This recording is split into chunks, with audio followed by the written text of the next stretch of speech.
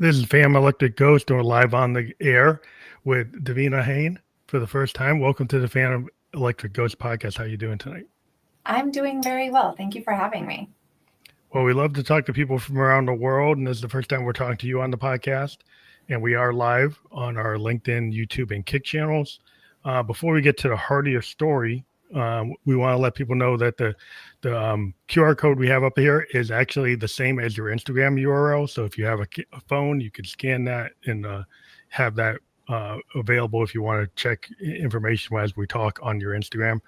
But other than that, before we get to the heart of the story, we always ask a couple questions of every guest. What motivates you and why do you do what you do? Yeah, I mean, what motivates me is knowing how close my marriage was to ending before I knew all of this information. And so what I am really driven by and motivated by is helping people advocate for themselves and promote stronger relationships and raise less wounded children. Mm. Well, you're paying it forward from your own experience. 100%, yes. So you are a podcaster and you're the host of the Shift Talk. Is that Shift Talking? Is that what it's called? Shift Talking podcast. Before I get to some questions, like what got you interested in doing podcasts? Yeah, that actually came as a suggestion from my one-to-one clients who had maybe taken anger management before or were court ordered to or had engaged in any sort of therapy and weren't given tools and skills and strategies in real time. So it actually came as a suggestion from them that they would have liked their partner, their family members, their coworkers maybe to learn these same things without their resistance to doing the work one-to-one. And that's where that was born. So I launched it in September of 24. So we just celebrated a year. Oh, and I believe we're about 68, nearly 70 episodes in. Well, that's good. Well, you made it past the typical podcast fails after 10 episodes. So you made it past that criteria. Yeah, it's a grind. It's much more tedious than I ever expected it to be. But I really am enjoying it. We're getting ready for season 2 to launch next month. And yeah, getting deeper into the anger gritty. So you're a trained therapist turned into a mental health coach and a professional friend, that as you state in your kind of bio. One of the questions I wanted to ask is like when people struggle with anger, what do they get wrong about managing it as like the first kind of maybe pattern you find when you talk to people? Yeah, I mean, what I think the biggest misconception is that we are supposed to shove it down, fear it, ignore it, get rid of it. And typically what we see is that the goal for anger management is anger elimination. And I deeply disagree. I strongly encourage us to keep our anger. That is our compass. And what we're really extincting is the aggression that comes as a result of the anger. Yeah, that's important because I'm a creative, like I'm a musician. I'm in my studio with all my instruments. And a lot of times I use, and I've talked to other creative people, the art we're in is our kind of cathartic process for managing our emotions. So every time I've talked to a creative, like either a writer, film director, painter, musician, they've learned how to take that anger and turn it into art. Yeah. And a lot of times it's like, is that the coping mechanisms for some people, like they might have been told by their parents or their grandparents to push it down. Artists, we write it down, we perform it. Is kind of like doing voice memos or having some kind of diary or a journal. Is that part of it, or is it mostly really talking it out with the therapist? So you can go in a multitude of different directions. The thing is that when we're talking about emotions, they are energy in motion. And when it comes to anger, where it typically protects more than anything is something more vulnerable underneath, some sort of lack of safety or disrespect or criticism, whatever that might be. But anger is really that armor that protects the underlying. So when we're talking about it being energy and an armor that suggests that we actually have something to fight up against, we are going to need to put it somewhere. And because we've seen the pretty heinous things that anger can result in with the aggression side, usually what we don't understand, we suppress. Mm-hmm. So Yeah, if, because you don't know how to deal with it. exactly. And that's the messaging that we get, right? Is shove it down, man up, keep it moving, let it go. And we're not really taught where to place it, which is why it ends up having a bit of a volcano effect Yeah, by you the have end of that it. kind of road rage kind of super catalytic event that is like that you just suddenly blow up. But it's not Yeah, usually it's not a sudden blow up. It's over time, and you just don't. You might happen to be there at the blow up. It seems sudden exactly. to you, but they're actually, if you're undercover, like I was a sociology major, you kind of study microcosm, macrocosm patterns, right? Yeah. If your inner child as a kid, you think you're not good enough, you have imposter syndrome, you get out in the world, you kind of go both ways between the macrocosm and the microcosm, kind of feed each other. In the law of attraction, you kind of go toward what you know. And if you're a toxic family, a toxic workplace, toxic relationship, because that's what you know, and you think it's safe.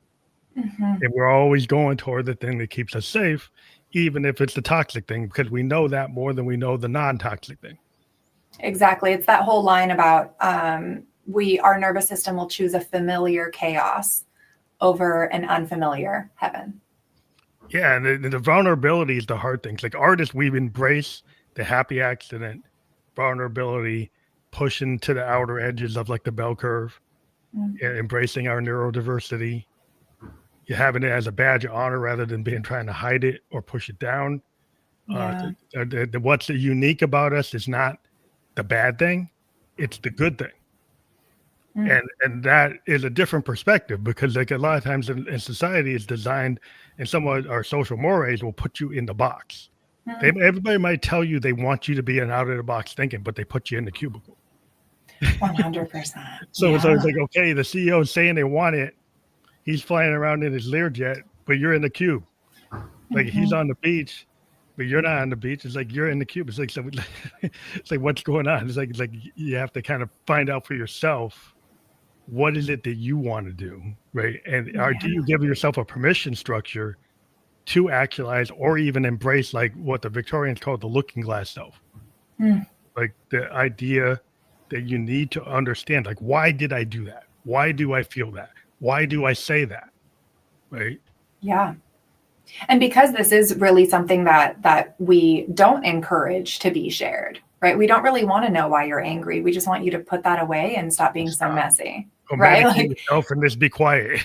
exactly, and like calm down or let it go, right? And it's that same kind of concept that you're talking about is taking the anger, taking the things that spark us, being able to dig in to understand where it's coming from and hone that as a message, as a compass, as a skill in order to apply forward.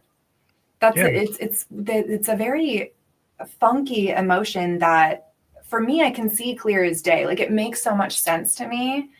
And typically when I'm external from it, because I can't read my own label from inside the Mhm. jar, right? Like I have my own provider. Every provider should have their own provider. I can't see my own mess sometimes. But that's really what we see is that now through this lens, when we look at people expressing aggression, we can see quite clearly that there's an injustice. There was a boundary that was violated. There's something that isn't matching their expectation. Yeah. And without a full deep understanding of that, you're going to keep erroring and mistaking and having really big reactions to things and losing your voice little by little, because at some point you're going to have to quiet it down. Well, because the filters are like, we have a filter, like our brain has a filter and it Mm-hmm. sends things to what, it's going to protect ourselves or what because you get so much input and your brain tries to manage it and it uses filters that you're familiar with and you might keep on using that same filter. So a lot of times when you're Yeah. in a conversation with somebody, right, you don't actually hear exactly what they said. You kind of filter on things that might trigger you or things that that you perceive to be what they're saying, even before Oh, they finish their exactly. statement. So that might Yeah. trigger you. You might suddenly get triggered because in our politics, if you're left or right and somebody says something that offends you, you're not even gonna. If you hear that one trigger that says, "Oh, they're on this side," then immediately I'm going to filter, well, everything this person says is not worth hearing. Everything this Exactly. person says is not valid.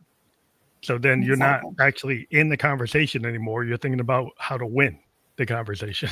Yeah, and you're not even in the conversation that you're in presently. You're in this amalgam of all the previous conversations you had ever had and all your previous wounding and all of those types of narratives that come through. And it's a really rough thing to kind of navigate our way out of.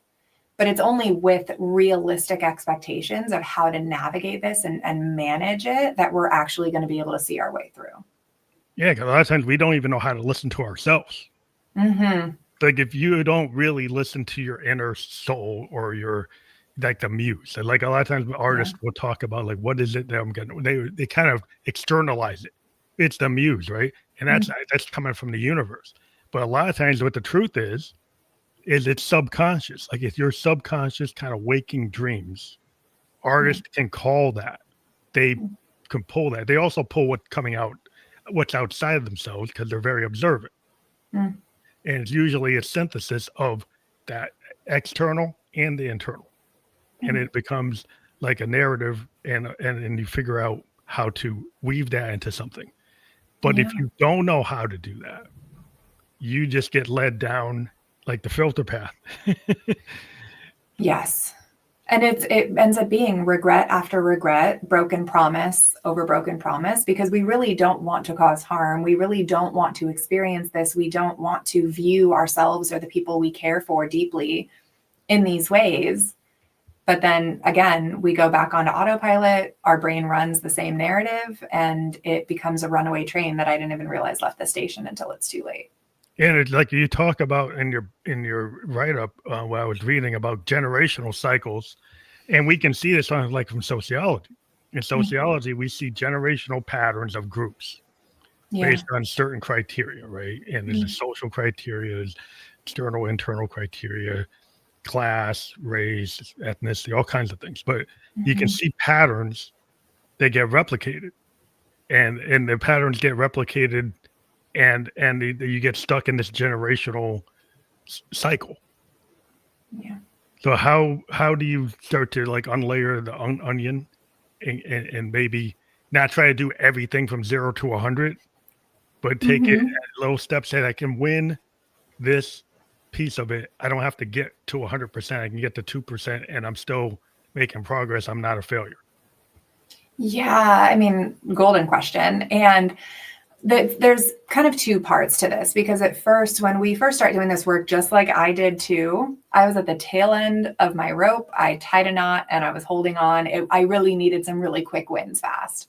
And while, of course, we understand that that can be very motivating, it can be something that really gets the things moving, our expectations typically don't align. So if we're not waiting until we're at the very end of our rope and we do want to just kind of dabble, like dip our toe in to maybe considering being maybe open eventually to doing the work, what that looks like is not breaking down each experience to have its own story that's predetermined, but more so about looking at things in retrospect, playing tapes back from more of an objective view and leading with more curiosity about what sparked you instead of leading with the guarantee that all of us tend to have when it comes to why we got upset, right? For us, it's like, well, I got upset. It was that clear. This is what happened and this is what I did about it.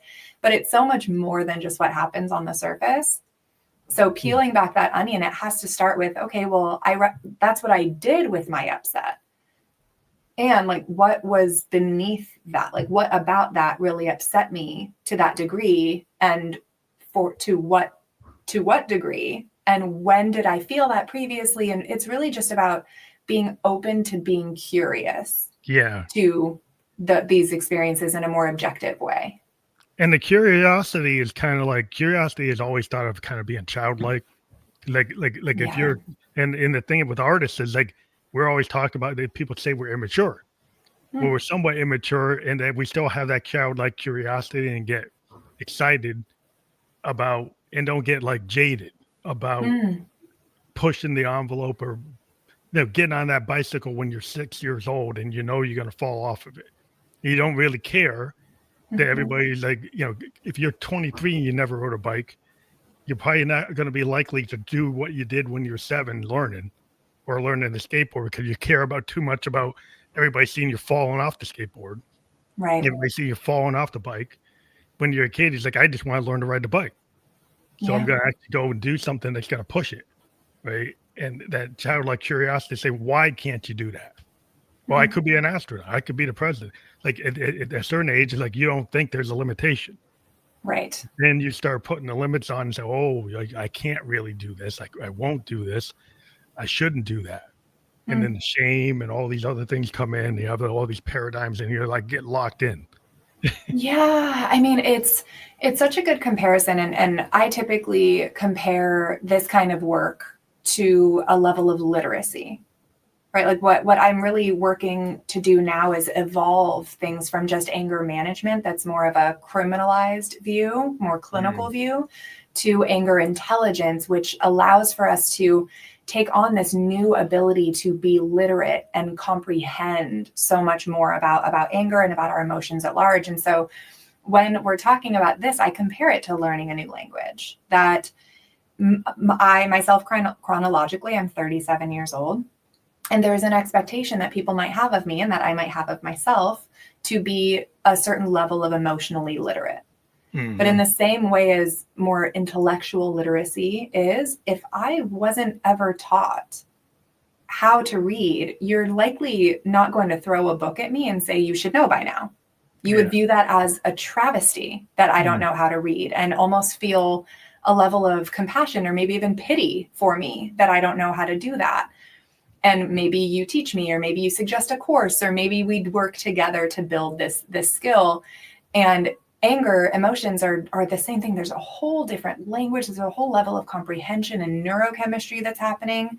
And if most of us had our emotional age stunted at the time of our largest trauma, then most of us are just kids walking around in adult bodies. You're in that bad loop. You're in like the 7-year-old bad loop, and you're 38 or you're 52 or you're 65. Exactly. And you still got that bad loop running in the subtext or like your life. And that's kind of running everything. And like you said, it's like you need that emotional intelligence, right? And a lot of times in school, they don't really teach that. Like you could take some philosophy, you could take psychology, you could take sociology, but a lot of times people are like, oh, I'm just going to focus on STEM, or I'm going to focus on this. And so they get so narrowly focused. And it's like sometimes we need skills to actually be in the community. Like if you're good, like if we have such a focus on individualism, I don't want to get into like socialism or not, but if you only think about the individual and say, oh, Horatio Alger, it's all on me. I'm going to get to be Henry Ford. And then you don't get to be Henry Ford, right? And then you're living your life in total disappointment because you're not going to be Henry Ford. You're not going to be Elvis, right? But you could be something else. Yeah. But you've got your whole life is around these unattainable heights. Limitations, Limitations that are because you're in a comparison trap. You're comparing yourself to Henry Ford. You're comparing yourself to Taylor Swift. It's like, what about like you being the best you? Why don't you actually? Because the greatest artists were the people who doubled down on something that was very specific. And I'll point out, like William Blake. He focused on that Victorian, really short form, very short, like not what Tennyson did, not what Wordsworth did. He had Tiger, How Fearful Thy Symmetry. Very, out of all the Victorians, he's the most succinct of all of them. Very, very short. And everybody else in that time is writing these really kind of verbose things. He wasn't trying to be them. He was his own person. And he's considered one of the greatest Victorian poets because he's kind of short to the point. Well, and that's the hardest part is that how can we expect ourselves to get to a certain level of genius or creativity or our power if we don't know who we are? And when certain things come up, I don't even know how I'm going to handle it. Right? Like we lose control of ourselves and then we wonder why we don't know who we are. It's about taking a more objective approach. And that's where I will always kind of come back to is when it comes to getting to know who you are, you can't get to know who you are from the lens that you're asking yourself from, if that makes sense. It's more so about how can you distance yourself a little bit from this previous version. Like when I talk about the version of me that was prior to the near separation, when my marriage was just, we were very seriously talking separation and custody and all these things of our 2 boys. That version of me can't speak in the I sense as this one can. And so that one, she goes by her maiden name. Like I refer to her as such. She is a separate entity from me. I can look back on her behaviors while, of course, recognizing that she built me and I'm built from her. But what it allows for me to do is remove the guilt and the shame and the regret and the disgust in the ways that I used to operate. And I can then ask questions more third party of what was she looking to achieve there? Her needs were valid. What she did with them was super poor. And now what can this version of me learn from that experience? But for those of us, especially people like me who I would self-deprecate. Oh, and so I would. You can't do. Oh my gosh! You're the worst cook in the world, something like that. Oh, everything. Like my son's, gosh, was it his 2nd birthday or his 3rd? I think it was his 2nd. He wanted he had an all sharks theme. So it was baby shark and real sharks in the ocean, right? But he wanted a baby shark cake. And this perfectionist in me that had these ridiculous expectations for myself chose to try to make fondant for the very first time the morning of his birthday party. Oh, yeah. And the thing looked like baby shark on an acid trip. It was not what you want. It was not cute. It was like its face was like melting off. Oh, no. And I was just bullying myself. There was the way that I spoke to myself was outrageous. And my husband thankfully saw me like muttering to myself in the kitchen and just like being really unkind to myself. And he was the one who came over that said, I know that you have a way of speaking to yourself and you are really unkind to yourself, and I can't control that. The thing is, our boys are right in the living room and they can hear everything that you're saying to yourself. So could you not? And then it became this bigger thing where instead of it being for me, because I'm not good enough, I'm not worthy enough, I don't have enough value to change for myself, it then became that my kids became my greater purpose. Oh, that preventing my narrative from becoming their narrative became my bigger purpose. And so there really are these things that we can do in order to understand ourselves more. So as we're creating new systems for ourselves, we aren't running it on old programming. Yeah, you can kind of like, I'm in software development. And so the idea is like we can do what we call like foundational changes or structural change. And we can do non-structural change. Now, structural change is the foundation of the program. It's really kind of, it's a big change. It is totally changing the way the thing works. Okay. So the way that thing thinks. Okay? You're changing the foundational structure. A non-structural change is, I'm just changing a value in the table. Structural change is like totally new table, totally new algorithm that you didn't use before.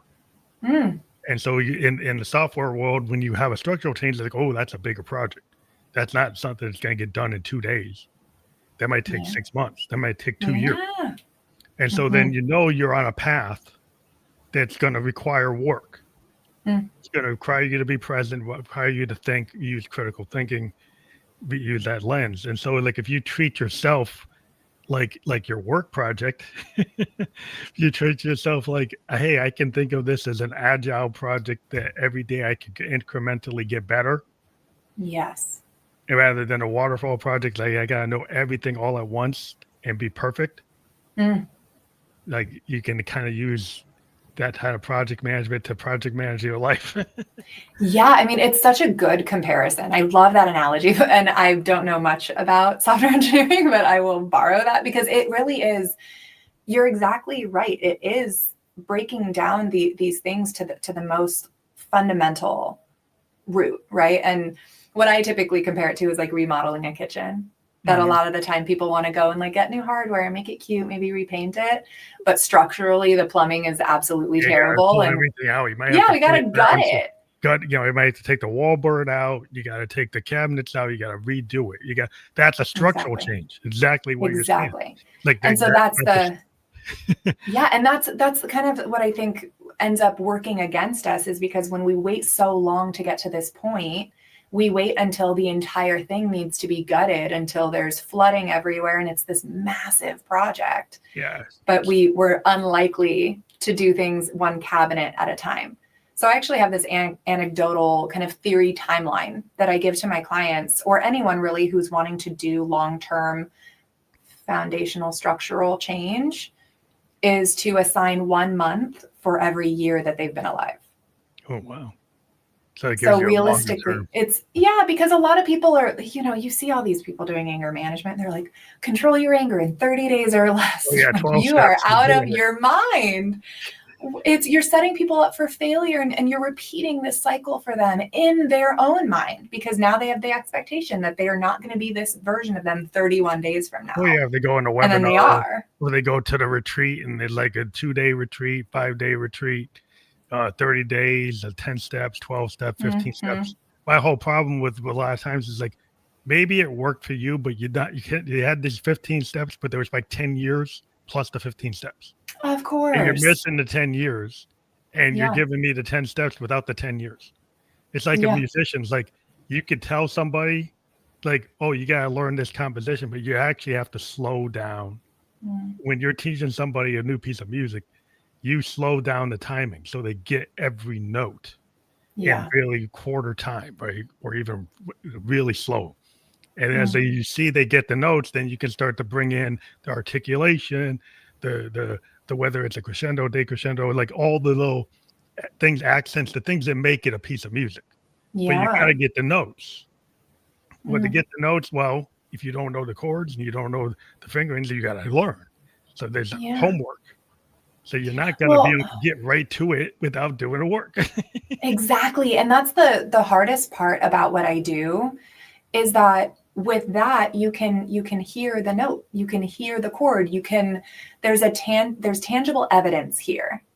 And with such an intangible, such an abstract concept like emotions and those types of things, it makes the wins fewer and farther between, or at least it seems. Hard to measure the metrics. Like you're trying to get the metric. Everybody wants their visualized data, like analysis. Data analytics is the big thing today. Everybody's got these like pie charts and bar graphs and all kinds of scattergrams. And like, I can prove that I did something, or this means something, or this has value.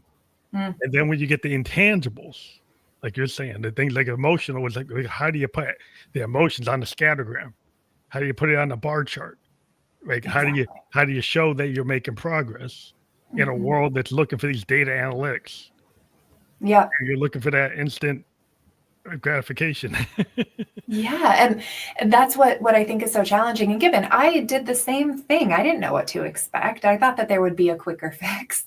I thought it would be easier than it is, and it's just not. And the version of me that I live now versus the version of me that existed 4.5 years ago, we manage things so much differently. And this version of me, I live with very little regret.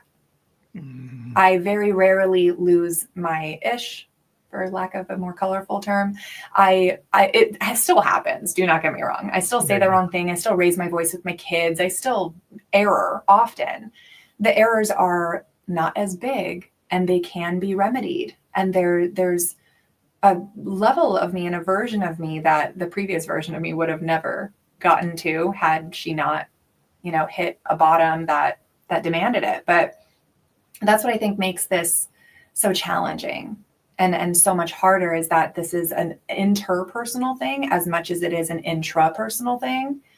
And if we're raising children with someone who is against the work, doesn't believe in it, whatever this looks like, or it's just a deeply challenging thing, or you're in a really crummy environment that doesn't allow for the evolution, it makes everything so much harder. And then I will kind of wait until I rock bottom each and every time before I do some work about it.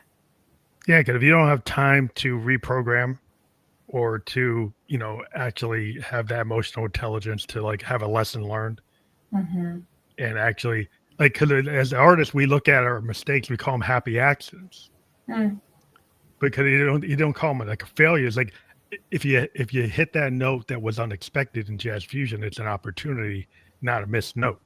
Mm-hmm. Right? But if you're in classical music, you might say, "Well, I totally butchered that," because it's Yeah. very exact what you were supposed to hit. Mm. And so it's a different frame of mind. It's like if you're a classical musician, you go into a fusion jazz group, you'll be like, "Oh, I keep on missing the notes." You're gonna like be beating yourself up when you're actually supposed to embrace the fact that you're not gonna exactly know where you're gonna be. Right? You're Yeah. actually gonna follow flow state, and Yeah. you're gonna be happy with that. But if you're not, if you're in a mindset where that makes you anxious, it makes you Mhm. upset, then you're not in the right place. Or Right. you Well, gotta and I learn how think to that be in there's, that space. yeah, I mean, there's so much of that too when it comes to this work, right? If we're not open to being mentally flexible, I'm not the person for you. You're going to come in, you're going to talk for an hour, and then you're going to leave again. Like it's not going to be, it'll be a more traditional therapeutic approach. Mhm. But when we're talking about the work that I do and the way that I've taken my therapy training and put it into coaching, it's skills. So now those metrics that we talked about being more abstract, we can actually track them and we can actually see these things happening in real time. And none of that is going to work if we're mentally rigid. If you're Yeah. not open to considering the possibility of viewing something from a different perspective, then you just won't. It's that filter, it's our programming, it's our patterning, it's our autopilot. We're not going to be able to get there It seems without like it. in the modern world, people are very wedded to that kind of non-linear, but not to be in a sequential process, right? I've talked to a lot of creative people, filmmakers, like very non-sequential. Mm, A lot of authors non-sequential. People mm, assume it's going A to B, 1, 2, 3. A yeah. lot of times in art, you're all over the place. Like your first film scene that's filmed, it could be the last scene of the movie, could be the Mm, middle scene of the movie. The first part of a book could really the author takes could be actually somewhere in the middle. mm, And musicians do that too. Like they could be coming up with like the coda rather than the beginning. And mm, so if you're in this world where everything's got to be as planned, yeah. that's going to be hard because a lot of our structure today is kind of based on making people feel there's a project plan for everything. Right. I know. And so And how do you yeah. deal with that when the outside, the whole like thing of the the macrocosm is feeding into you, telling you're not good enough because you didn't plan it out. Right. Well, and that's just where we again question things, right? Like what are my expectations here? What's actually within my control, my influence, and neither, right? I was previously a deeply anxious human. I went through a bout of time where it was the behaviors were quite obsessive compulsive. I never officially got a diagnosis, but it was like I Mhm, couldn't do anything to the left side of my body unless I had done it to the right already. So I would wash mhm. this side of my hair, this side of my body. I would do this half of my makeup before I would do the left. I couldn't put on my left shoe first. And everything was odd and even numbers. Like there was just so much there. Yeah, a lot of But when you look paranoia. at it, Yeah. yeah, it was my desperate attempt at controlling something in my environment because my father was in end stage cancer. There were so many things that felt so far out of my control that, of Uh-huh. course, I tried to focus where I could and control what I could. And with this work, that's kind of where the rigidity comes from, is this illusion of control, that I have more control over my kids than I really actually do, that I have more control Yeah. over my partner or even myself than I really actually do. And once we kind of radically accept that without liking it, right? You don't have to like it and agree with it in order to accept that it's true. Once Mhm. we can get to a point of just radically accepting that I have way less control than I think I do, I might become a little bit more open to viewing the world in a different way, learning a new instrument, testing out a Yeah. new note, and recognizing that they can be happy accidents as opposed to epic failures. Yeah, because that could it's like how you respond to the world. Like the life is what it is, right? So when something gets you get thrown a curveball, Mm-hmm. you get thrown like the unexpected note or the happy accident happens. Like you're Yeah.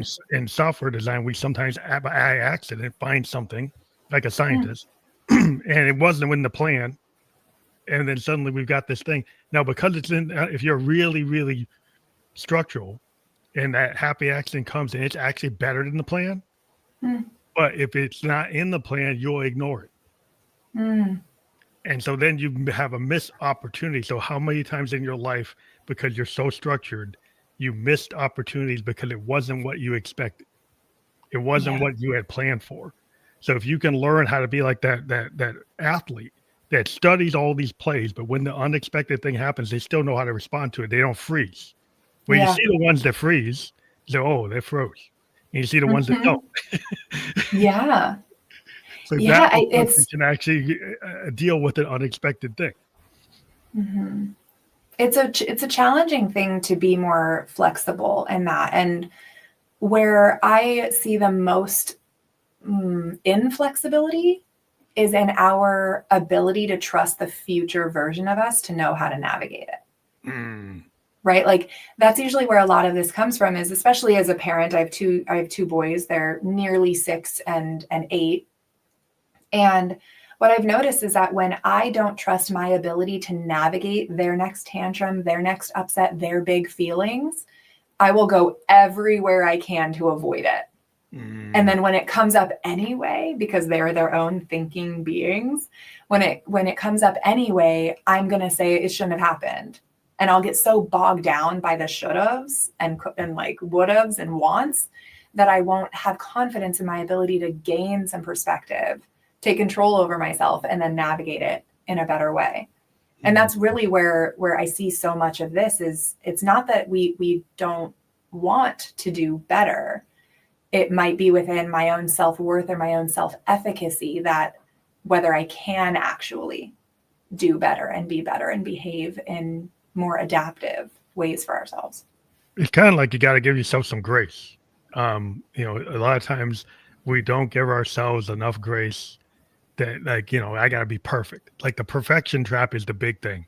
And I give an example, like in music, you get people do 100 takes to get something right. Yeah. What they think is right. Mm. And then what they seems to happen is by the time you get to take 101, you're further and further away from what your original artistic intention was. And what we find a lot of times in music is the earlier take is actually closer to what you want to do, even if it's imperfect. And in the past, in the 60s and 70s, 80s, people would take the imperfect take and actually go with it. Mm. And today, so that it didn't get so diluted. yeah, but today people go crazy because of the digital controls, because of the undo button. Yeah. Now they spend too much time, and then it sounds anesthetic, sounds too processed. It doesn't feel real. Mm-hmm. What feels real is when you actually allow yourself some grace and actually have something that's imperfect, which every painter knows is like sometimes there's imperfect, what you wanted to do and what your hand did with the brushstroke. And then you say, hey, that's actually better than what I wanted to do. And you admit that and you say that can happen. And Yeah. then you give yourself the grace that it's not a mistake. It's actually somewhere I need to go. Yeah. Well, and I think, a lot of the time people say things like, the universe is testing me. Right. And I always give a bit of a disclaimer that when you start doing this work, there will be challenges that present that we might not expect. And that's kind of where this becomes that through line from the universe is testing me into I'm being given opportunities to be who I say I am. Mm-hmm. And I'm being given opportunities to try something new and different. And without that, and it really can feel like self-deception when I convince myself that a mistake isn't a mistake. Yeah. And we overthink it. I think we get too literal with very abstract experiences. Yeah, and then somebody's mistake could be somebody's like, oh, that's awesome.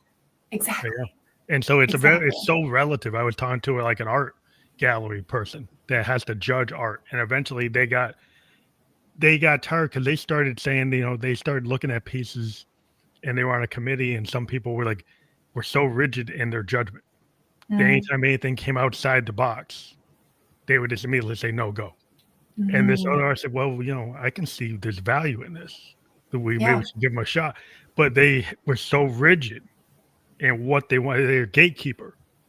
So this gatekeeper kind of mentality that keeps something kind of in a time box. It's like this is what it's supposed to be. This is the canon, and then you can't get out of it. And then I think a lot of times we have our own inner gates. We're our own inner gatekeeper, and we're not getting out of it. Well, totally. Based on those structures, right? Based on our upbringing, based on the generational expectations that we've had about ourselves, the world at large, and what we're supposed to do within it.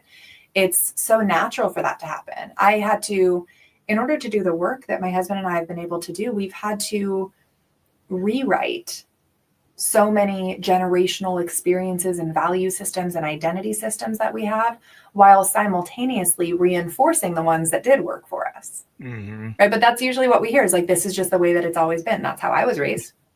Yeah. So that's what I'm going to do. But we don't stop to ask, like, well, did you like it? Did it work for you? Did you like it? How's it working out for you now?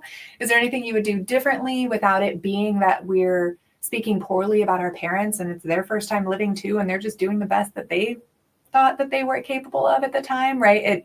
It becomes so much less about tearing apart your identity to find wrong, and so much more about reinforcing what is going really well, what plumbing that exists within this cabinetry still works, what parts of this song or score, whatever language I veered outside of my knowledge base, but which one is working? How can we get really good and refine that and reinforce it while also leaving some room for flexibility for things that actually sound good to me? Well, it's like the whole idea of communication. A lot of people say, oh, you just got to communicate better. But that's like a judgment call. It's like, well, what does that mean? Like what this one person in the PMO thinks is better communication is not what this person in the steering committee thinks is good communication. Mm-hmm. So within the same organization, within a corporate structure, you gotta have this PMO person saying it's this, director says it's that, the CFO says it's this, this actuary says it's that. It's like multiple different opinions, like what is the right way? Well, different situations, each one of them could be right. Mm-hmm. Unlikely a combination at any given moment. Yeah. Right. And so it's hard to like, people want to, I got to put it in the book and say, this is the one right way to communicate. Like, really? Like, who is your audience? Who is the client? Who are you talking to? Right. Mm-hmm. So it kind of changes based on where are the roles, what's the expectation? What are you actually delivering? What do they expect?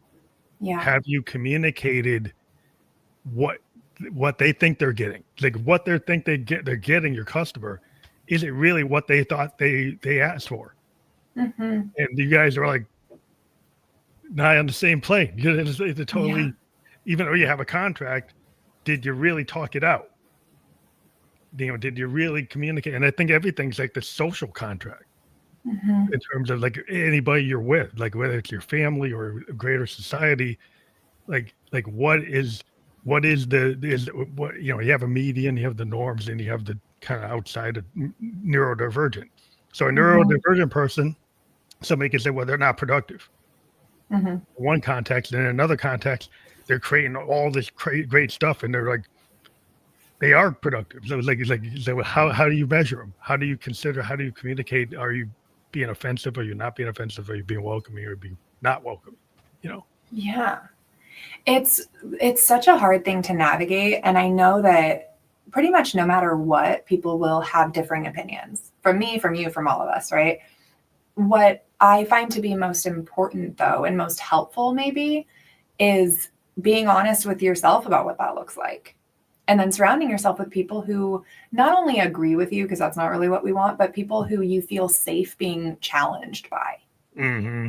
Right? Like, I'm not, even as a provider here or as a friend even, I'm not your yes person. I'm not just going to tell you yes all the time. That's not what I define as being a good friend, a good provider. What I will do is I will share things with you and get permission from you to challenge you. I will be that with you, but without knowing where these expectation lies and what they are, and knowing that I just want to be able to categorize things as simply and cleanly as possible, and how sometimes that works for me and sometimes it won't, right? Without any of that flexibility and people that you know and trust to hold a mirror to you, to say what, to show you a reflection. And if you don't like it, then it's yours to change and all of this. But without that perspective, it's a really, really challenging thing to navigate the human experience and the adult human experience in Yeah. this way. It seems like the problem we have with tech is the algorithms just send you sycophants. Like they just Yes. put you in the same group of people who have the same point of view. And then Mhm. everything you see that you get, that you log on to whatever device, and you see the world that fits your point of view. Yeah. You That see, confirmation bias. yeah, you get total replication. And you try to talk to the tech bros who built these algorithms, it makes them money. So the Mhm. problem I have with that is like you could have something that's very aggressive, very destructive to society, but it makes this group of people money Mm. because they've monetized that algorithm to do very negative things that happen to Yeah. give them profit, and then it's actually adversely affecting the mental health and societal health of everybody else. But because we live in a society that says if it makes money, it's good, Yeah. right? So what happens when it makes money and it's not good? Yeah. Where's the judgment? But the in kind of our structure is if it makes money, it must be morally correct. Mm. And then you've got that's where you have a schism. It's like that actually isn't true. Yeah. And so how do you challenge that when and it could be a core part of the kind of reinforcement of like bad behaviors or negative behaviors that are not pushing the society together? It's pulling it apart. Yeah.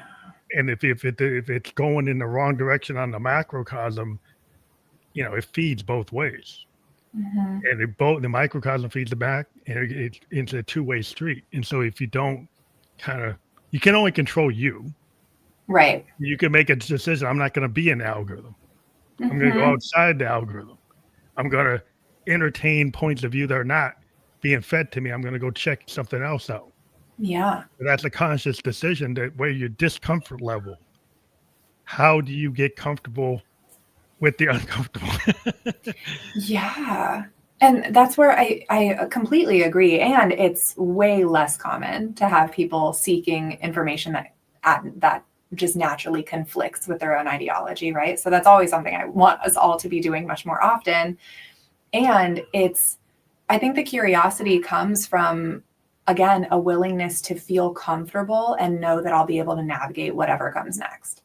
Right? Mhm. If something conflicts with the way that I tend to view the world, am I confusing that with conflicting with me and my identity? Mhm. Right? If we can separate who we are from what beliefs we carry and question those beliefs as if there's something kind of separate, almost like I pictured like a Nintendo 64 from like when Yeah. I was brought up. And like, what game are you feeding into that receiver? And you can remove it at any point you want, but you're Yeah. still that console, right? And that's where I think it is that so many of us get so caught up in the way that I view the world being my identity. So if the way that I view the world is questioned, then my identity is questioned, and I will resist at all cost It's almost like if you got to you're get telling me deep. I'm wrong. Yeah. It's like, yeah, if you have like a deprogramming and you get like a cult, like a Jonestown, Heaven's Gate, like people they got programmed to do something very Mm. destructive. Yeah. And then you find it when they had these cults in the 70s, you see documentaries about people getting deprogrammed or pulled out of it and Yeah. really having to see like the damage that can be done. That when you get so much tunnel vision and Mhm. you actually become that identity, right? That you Yeah. become a part of that structure. And the issue kind of going on around the world is like there's a lot of movements that are going around politically that are going like the direction of the lessons from the 30s seem to be unlearned, Yeah. and people are going into like otherization. You Mhm. can like all my problems are because of this other person or this Yes. other culture or this other Yes. language or this other idea. And not that that idea could exist in the world. The idea is offensive to me and actually interferes with my freedom. Well, how can somebody else's idea really interfere with your freedom? And your idea of freedom is to take their freedom away. Mhm.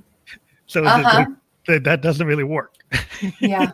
No, it really doesn't, but it gives us something to do. It gives us a sense of belonging and companionship and like-mindedness and hive-mindedness, right? So there becomes that part, and we can see where that comes from. And there's plenty of people who have done more research and have a more thorough understanding than I do about these social phenomena. But what we do know overall is that if we're not having our thoughts challenged and we aren't honing the skill of being able to challenge those thoughts effectively and cleanly without causing that collateral damage, we can see how easily this works. And then if we find a culprit to blame all of our problems on, then I don't have to take radical self-responsibility. Yeah, it's like the I can blame the other guy. Yeah, it's the collateral damage, because if you put a whole group and say they're responsible for your failures, Yes. then you can say, well, like, if I do anything to them, it doesn't matter, right? Mm-hmm. So because they're not worthy of my respect, they're not worthy of being even considered to be like on the same plane that I'm on. Mm-hmm. They're in a different place, and so I don't have to care about what I do. So then you become less like civilized, in my opinion. It's like 100%. you lose the societal structure is based on people having a certain etiquette.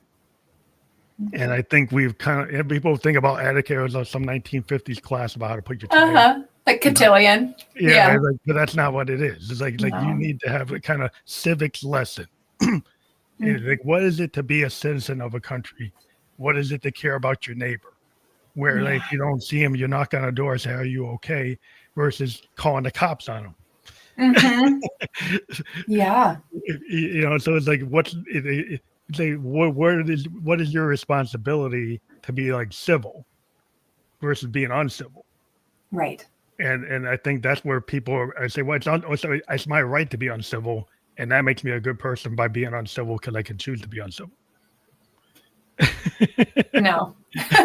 No, it's a challenging thing too, especially with what's happening, within our world and country and all of that. It's so easy to take, forgive me, that's not a word I use often, but a more lazy approach to it.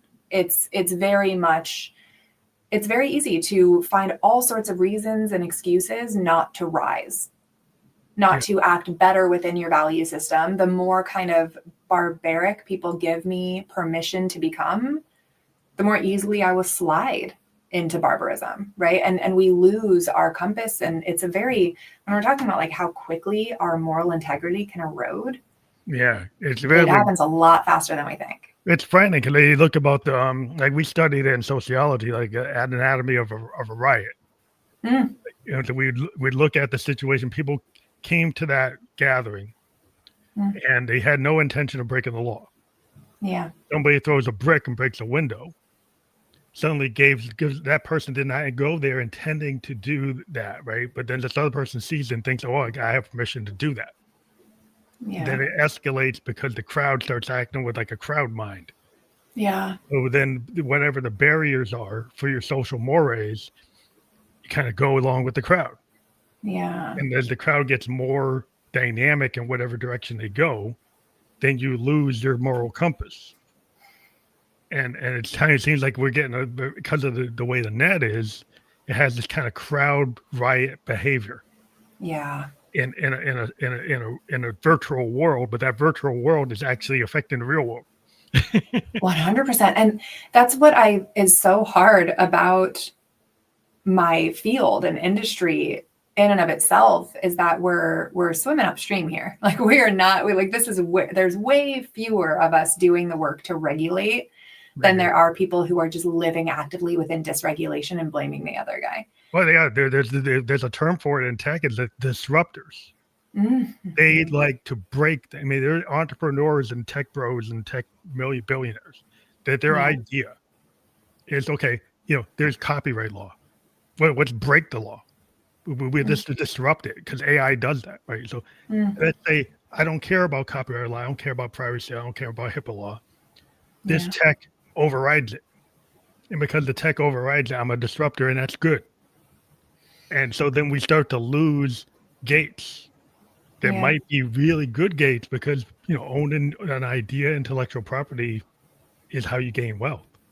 Yeah. If you have an idea, if suddenly the tech bro says, well, I don't know, like Joe Schmo down the street, if they take the idea, you can sue them, but you can't sue me. Big tech, you Yeah. can't sue me if my AI does it. It's So, wild.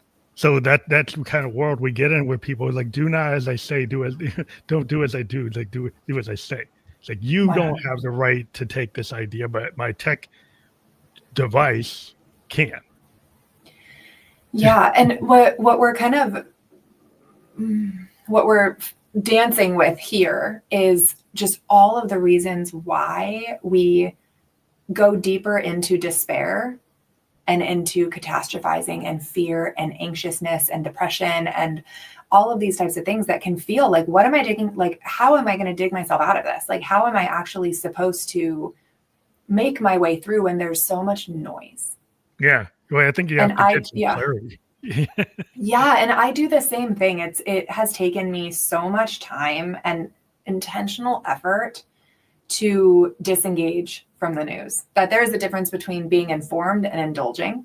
Yeah. And It's a bad loop. And it's kind of 100%. designed to make it feels like in some cases it's being perpetuated to make you feel you're powerless. Right. And I don't know if that's like their grand design. I just know the end result is a lot of people feel like, what can I do? And then they feel power, they disengage, they go and they get into something else. Where if you start to really say, what can I do? I can control myself. I could talk to my neighbor. I could make a new friend. I could go learn something. I could read a book. Like if you start looking at what you can't, not what you can't do, but what you could do. Yeah. And then that's where all of our power lies. Yeah. Right. When we're talking about, a lot of people, I work with a lot of potential parents who are considering parenthood, but fearful of bringing their children into this world. And that's usually where we really reinforce that that's where our power lies. I can't control what my son's friends are learning in their homes. I can control, but I can control what's happening within my sons. And even when we've had bullying incidents or whatever, like mean kids in class, I don't tell them that I'll take them out of class, even when they ask me to. It's that there are going to be people who treat you this way your whole life. And my job isn't to remove those obstacles. It's to build you and help you build that fortitude that you will be able to tolerate it and navigate it, even when I'm not standing behind you to like mama bear it, Yeah, just learn to have the coping mechanism. And it's like, if you've got the skill set to deal with the wolf at the door, because like we have all these virtual wolves at the door, from the real bully that's in front of you to like the cyber bully that's on the net that you can just turn off the TikTok and not pay attention to it. Yeah. Or when you get the real bullies, like you learn mechanisms of how to de-escalate. Yes. Instead of escalate. So like, if you got that road rage incident and the guy cuts you off, like giving them the finger might escalate it. Like, so maybe not giving them the finger, not putting your window down and yelling at them, not going, running up behind them and start trying to, then you've got a situation because now you've been triggered, they're triggered, and now you're creating this, like, how do you respond? Yeah. Like teach people how to have de-escalation, critical thinking about like, is it that important that you could go to jail, that somebody could get hurt? You think an ambulance could be coming down the road? It's like, was it really that important to do that? Yeah. Yeah. I mean, it's a challenging thing. And that's why a lot of the time when people come and work with me, they're like, so do you just like make me angry somehow? And then we'll like see how I handle it. I'm like, no, no, hell no. I don't want to do that. Instead, it's talking about in retrospect, what's happened and doing the work in between, right? The way that I picture this is like our larger anger outbursts are kind of like a crash. Sometimes they're fender benders, sometimes it's totaled, but the work that we do has to be the maintenance, the oil changes, the filters, like making sure that we are primed for the accident, to avoid the accident, right? And that's where so much of our work has to lie, is in having an understanding of yourself deeply, down to the granular level as well as you possibly can at any given moment, and working actively in prevention of these flare-ups. Regulation instead of maintenance. Yes. Yeah. And it's like it's kind of like what we say as an artist is like, I'm not done until I'm not here, right? Yes. Like if you give yourself an expiration, say, well, it's a young person's game, so I'm done. Uh-huh. Right? Or you could say, I like playing saxophone. I'm going to keep on playing until I can't play it. Yeah. Right. So like that means that you're going to keep on doing it. And as your body maybe can't do things, or you regulate, you do what you can do, Yeah. but you just don't give up. Right. Like, Right. there's always going to be like, if you get triggered by certain things to maintain your kind of control, you're going to have to keep on top of that. And maybe one day you won't fully do it right, but you don't just go off the wagon and say, oh, now I don't have to do it at all. Yeah. Right? Is that the problem? Exactly. Like people, it's like if they kind of fall and they say, well, now I don't have to regulate it at all. Oh, totally. Totally. And, I compare it more to laundry, right? Like, even once you catch up, you still got another load to do at some point or another. And so it's staying on top of it so that things don't pile up in that way. And then get a case of what I refer to as the F-its, right? Like we tend to get that case of it and we're just like, forget it. I'm done. I'm not going to do the work. It's not for me. And then we dig ourselves even deeper behind and it takes us longer to catch back up. Yeah. Then you're going to end up be back in the same spot where eventually like you have a blow up and you say, whoa, I thought I could avoid the blow up, but I didn't want to do the work. Yeah. And it's like, it's one of the hardest parts and where I think we all suffer the most is knowing better. Like once we do get to that point of, I know what tools I could be using, what skills I could be honing, and I'm not doing that work. And I'm seeing the repercussions of that in real time. Yeah. But it's still a lesson learned. Like, even if like the universe keeps on sending you, the Buddhists say, like, it keeps on sending you a lesson because you didn't learn it.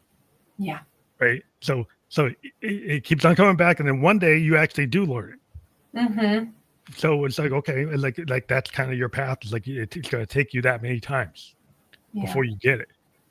But that's, hopefully you don't have to be on that loop, but sometimes you do because you actually needed that many times to get it. 100%. Yeah. But I want to thank you. We always hit the hour faster than we ever imagined, and we actually did it. But I want to let people know again, we have the QR code, and that'll bring you to your Instagram, which is a steady space. So people use their phone or their tablet to scan that. They can go right to your Instagram. Now, if they click on your Instagram, is that how they connect with you?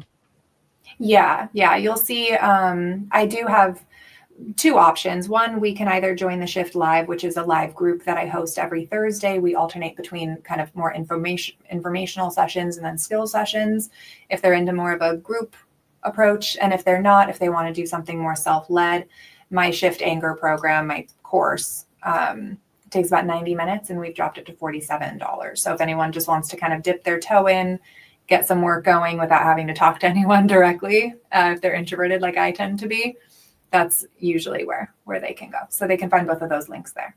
Yeah. And I would let people know, like, if you didn't want to use the QR code, the link that's showing up below for the Instagram is clickable within the podcast description of the channel we're on. We were just on LinkedIn, YouTube, and Kick. So if you clicked on that into the description of the podcast, that link is a fully active hyperlink. So I want to let you know that. So I want to thank you again for being a guest on the Family Electric Ghost podcast. Thank you, Phantom. I really appreciate the time. Thank you. Have a good night. You too.